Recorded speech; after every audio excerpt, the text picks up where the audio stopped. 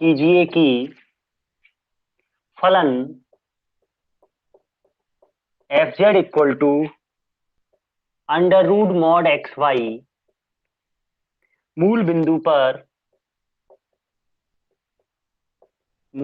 पर Cauchy Riemann समीकरण को संतुष्ट करता है।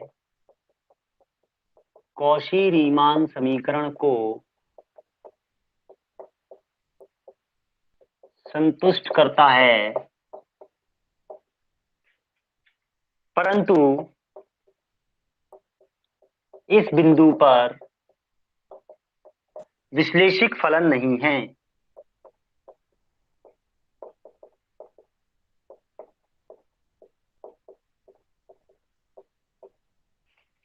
ठीक है ना, इसीलिए हम कह रहे हैं कि जो कौशी रीमान समीकरण है वो आवश्यक प्रतिबंध है, पर्याप्त प्रतिबंध नहीं है। यानी कि यदि विश्लेषिक फलन है तो वो कौशी रीमान समीकरण को संतुष्ट करेगा, परंतु इसका विलोम सत्य नहीं है। मतलब यदि वो कौशी रीमान समीकरण को संतुष्ट करता है तो विश्लेषिक हो ऐसा जरूरी नहीं है। वही इस सवाल में करेंगे। कोई फलन एफ जेड है जो कि मूल बिंदु पर कौशी रीमान को संतुष्ट करता है, परंतु वो विश्लेषिक नहीं होता उस बिंदु पर। अब विश्लेषिक होने के लिए हमको क्या पता होना चाहिए? विश्लेषिक होने का अर्थ होता है कि उस बिंदु पर अवकलनीय होना और उसके आसपास अवकलनीय होना। तो ये जो फलन है मूल बिंदु पर अवकलनीय ही नहीं है। अब अवकलनीय कैसे चेक करेंगे कॉम्प्लेक्स में? रियल में तो हम चेक करते थे कि दायां अवकलज बराबर बायां अवकलज। अब क्या है? अब जो अवकलज है वो पथ पर निर्भर नहीं करना चाहिए, क्योंकि अब हमारे पास दो रास्ते नहीं है किसी बिंदु तक आने के लिए।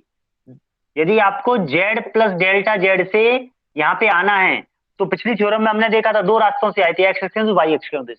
और यदि विश्लेषिक है यानी कि अवकलज है तो दोनों के लिए मान क्या आएगा? एफ डैश जेड बराबर आएगा। परंतु यदि दो रास्तों से मान अलग अलग आता है तो क्या हो गया? फलन विश्लेषिक नहीं है, यानी पथ पर निर्भर कर रहा है कि आप किस पथ से होकर के आए। एफ डैश जेड का मान यदि पथ पे निर्भर कर रहा है तो वो विश्लेषिक नहीं होगा। तो यही बात हम यहाँ पे सिद्ध करके बताएंगे कि ये एफ डैश जेड निकालते हैं तो वो क्या करता है? पथ पर निर्भर करता है, इसलिए वो विश्लेषिक नहीं है। तो देखिए इसका सॉल्यूशन।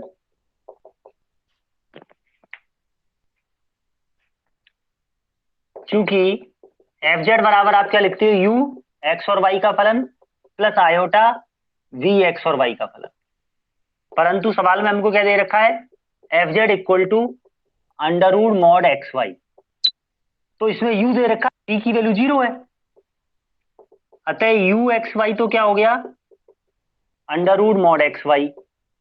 और वी एक्स वाई क्या हो गया? 0 हो गया। ठीक है। अब आप del you over del X निकालें। तो डेल यू डेल एक्स का मतलब क्या हुआ? लिमिट कहां पर? मूल बिंदु पर। Limit X tends to 0 U X 0 minus U 0 0 upon x.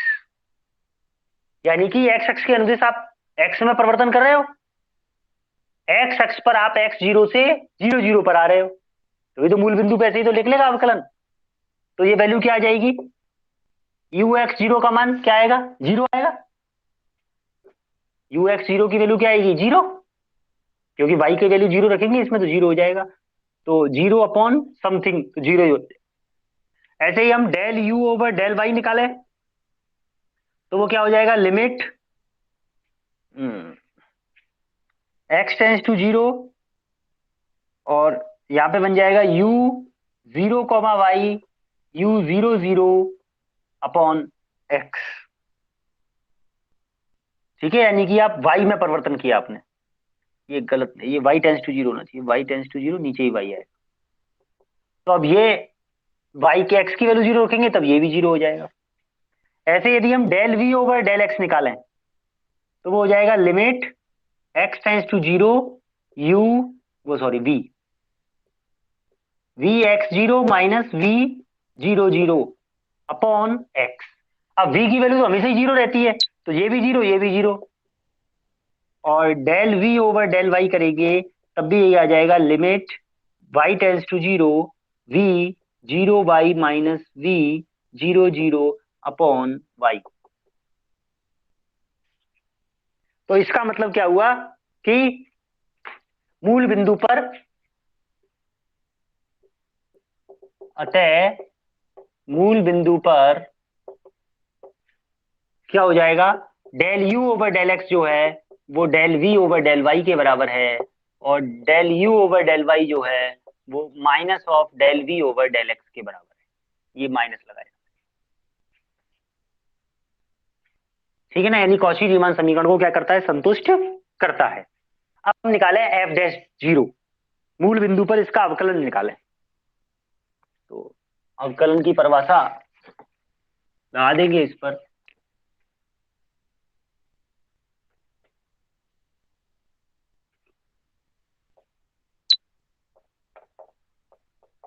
F dash zero equal to क्या हो जाएगा, limit delta z tends to zero, f z tends to zero कर दो, f z minus f zero upon z, ठीक है। अब F Z की value क्या होगी परिभाषा से, तो ये है under root mod x Y, और एफ जीरो की वैल्यू तो जीरो हो जाएगी, अपॉन जेड को क्या लिखते हैं, एक्स प्लस आयोटा वाई,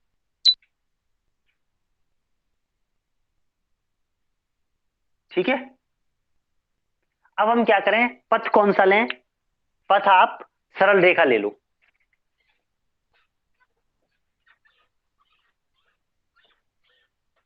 कौन सी सरल रेखा लें हम, y equal to m x के अनुदिश, तो ये बन जाएगा limit x tends to zero under root mod x, और y की जगह लिख देंगे एम एक्स, और नीचे बन जाएगा x plus iota m x, और x टेंस टू जीरो हो गया। तो एफ डैश जीरो की जो वैल्यू आएगी वो क्या आ जाएगी, limit x tends to zero, और ये हो जाएगा under root M X, X square आ जाएगा तो रूट से बाहर, और नीचे x कॉमन आ जाएगा और बचेगा one plus iota m, x से एक्स कैंसिल हो जाएगा, limit x tends to zero under root m upon one plus iota m. अब एम तो कांस्टेंट है, एक्स तो इसमें है ही नहीं, तो लिमिट इसकी लग के निकल के क्या आ जाएगी, m upon one plus iota m, अर्थात एम का मान, एफ जेड जीरो का मान एम पर निर्भर करता है, एफ डैश जीरो का मान किस पर निर्भर कर रहा है, एम पर निर्भर कर रहा है। तो एम के अलग अलग मानों के लिए अलग लगाएगा। यदि हम y बराबर एक्स वाला पथ लें तो m की वैल्यू वन हो जाएगी, और y बराबर टू एक्स वाला पथ लें तो m की वैल्यू अलग हो जाएगी।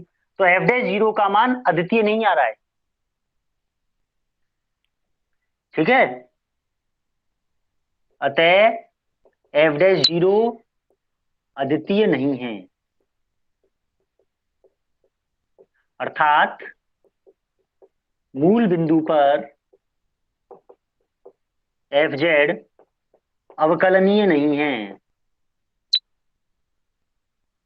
इट इंप्लाइज जेड बराबर जीरो पर एफ जेड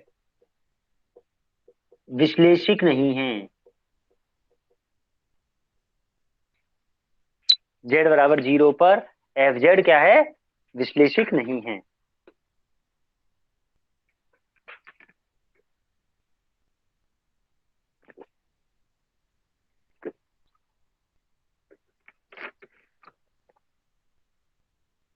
ये एक एग्जाम्पल है जो हमें बताता है कि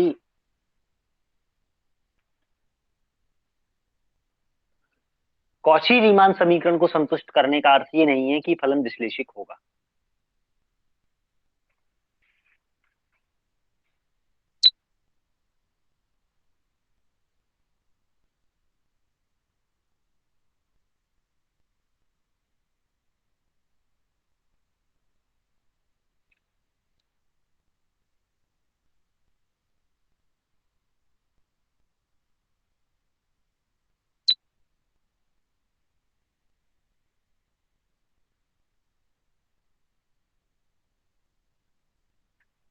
ठीक है।